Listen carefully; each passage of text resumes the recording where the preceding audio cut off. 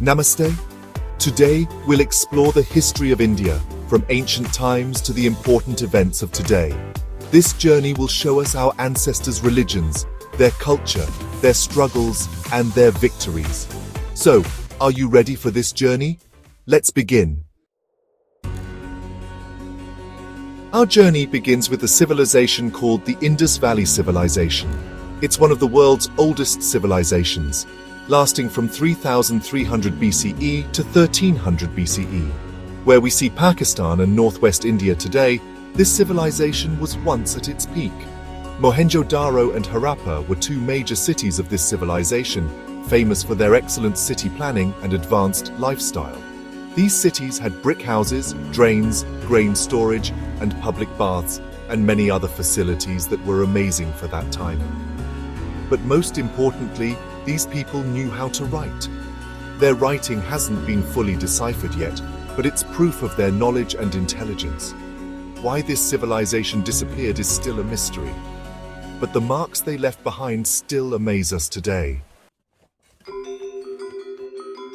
After the Indus Valley Civilization, the Vedic period begins. This period is named after the Vedas because they are the most important writings from that time. The Rig Veda, Samaveda, Yajurveda, and Atharva Veda. These four Vedas give us a glimpse into the lives, beliefs, and knowledge of the people from that time. This was a time of religious and social development. A new concept of God emerged, in which different forms of nature were worshipped. The social system also changed, and the four Varnas, Brahmin, Kshatriya, Vaishya, and Shudra, were established. It was during the Vedic period that we received knowledge like yoga, meditation, and Ayurveda, which are still relevant today. This period is important in India's history because it laid the foundation for Indian culture and traditions. After the Vedic period, India saw the rise of many small kingdoms. But the most powerful and famous of these was the Maurya Empire. This empire was started by Chandragupta Maurya, who, with the help of his teacher Chanakya, ended the Nanda dynasty and built a vast empire. After Chandragupta, his son Bindusara became king, and after him came Emperor Ashoka, whose reign is considered a golden age in Indian history. Witnessing the immense destruction caused by the Kalinga War, Ashoka's heart changed, and he renounced violence and embraced Dharma. Ashoka spread Dharma throughout his kingdom and did a lot for the welfare of the people. He built hospitals, roads, wells, and rest houses in his kingdom. He is still remembered as a great and just ruler. The Gupta Empire. The Golden Age begins 320 CE, 550 CE. After the Mauryan Empire, India once again became lots of small kingdoms. But in the 4th century, another great empire arose, called the Gupta Empire. This empire was founded by Sri Gupta, but it was his successor, Chandragupta I, who really made it strong. The Gupta period is called India's Golden Age. During this time, art, culture, science, and literature really flourished. Great poets and playwrights like Kalidasa, great astronomers and mathematicians like Aryabhata, and great astrologers like Varahamihira are gifts of this era. The Gupta rulers also really encouraged art and culture. The Ajanta and Ellora caves are brilliant examples of the amazing architecture of this period. It was during the Gupta period that India's trade was at its peak, and India's cultural influence spread all the way to Southeast Asia. The Delhi Sultanate, a new era of power, 1206 CE, 1526 CE. After the Gupta Empire ended, Indian politics became very messy. Taking advantage of this, many Muslim kings invaded India. In the 12th century, Muhammad Ghori invaded India and conquered Delhi. And that's how the Delhi Sultanate began. 5 dynasties ruled during the Delhi Sultanate: the Slave Dynasty, the Khilji Dynasty, the Tughlaq Dynasty, the Sayyid Dynasty, and the Lodi Dynasty. Many important things happened during this time, like Alauddin Khilji's reign, Muhammad bin Tughlaq's new ideas, and Timur's invasion. The influence of Islamic architecture on Indian architecture started becoming visible from the time of the Delhi Sultanate. The Qutub Minar, the Jama Masjid, and Humayun's tomb are all fantastic buildings from that time. which still make India famous today. The Mughal Empire, an era of grandeur and struggle, 1526 CE, 1857 CE. In the 16th century, a new dynasty arrived in India, the Mughals. Zahiruddin Muhammad Babur defeated Ibrahim Lodi in 1526 at the First Battle of Panipat. The Mughal Empire was at its peak during Akbar's reign. Akbar was a great warrior and a visionary ruler. He gave equal respect to all religions. After Akbar, Jahangir and then Shah Jahan ruled. Shah Jahan is famous for the Taj Mahal. Aurangzeb was the last powerful ruler of the Mughal Empire. His strict policies weakened the empire.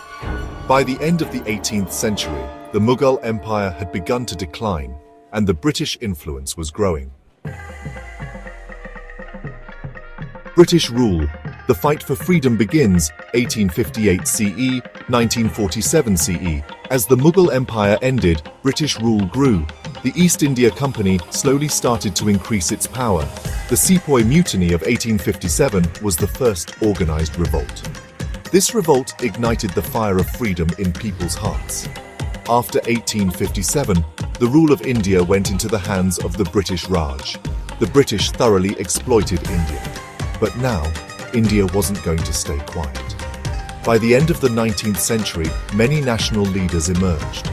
Gandhi, Nehru, Patel, Bose, all came together and drove the British away.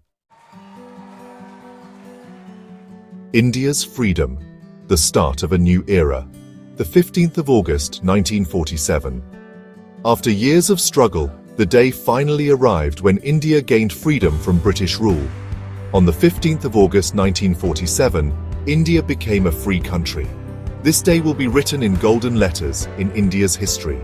There was joy throughout the country on this day. People danced, shared sweets, and congratulated each other. But with freedom, India also faced many challenges. The country was divided into two parts based on religion, India and Pakistan. Religious riots shook the nation. Millions of people lost their homes and thousands died. Gandhiji tried his best to stop these riots, but he failed. On the 30th of January 1949, a fanatic named Nathuram Godse shot him. Formation of the Republic of India, Foundation of Democracy, the 26th of January 1950. After independence, India's biggest challenge was building a new nation. This task was accomplished by the framers of the Indian Constitution, who gave India the world's largest written constitution. On the 26th of January 1950, the Constitution of India came into effect, and India became a sovereign, socialist, secular, democratic republic. The Constitution Drafting Committee, chaired by Dr. Bhimrao Ambedkar, worked hard for nearly 3 years to prepare this historic document. The Indian Constitution grants all citizens the right to equality, liberty, and fraternity. This is a symbol of India's unity and diversity. We celebrate the 26th of January as India's Republic Day. On this day, a grand parade is held at Rajpath in Delhi, showcasing India's military might, cultural heritage, and social progress. Modern India, moving towards development and progress, 21st century. Since independence, India has made significant progress in every field. Today, India is one of the fastest growing economies in the world. India has also made a name for itself in science and technology. Missions like Chandrayaan and Mangalyaan showcase India's scientific capabilities. India today is a strong democracy and has become an important power for peace and stability in the world.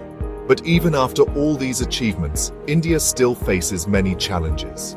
Issues like poverty, illiteracy, corruption, and social inequality still need to be addressed. We must face these challenges together and build an India where there are equal opportunities and justice for all. India, marching forward. That was a glimpse into India's history. I hope you enjoyed this journey.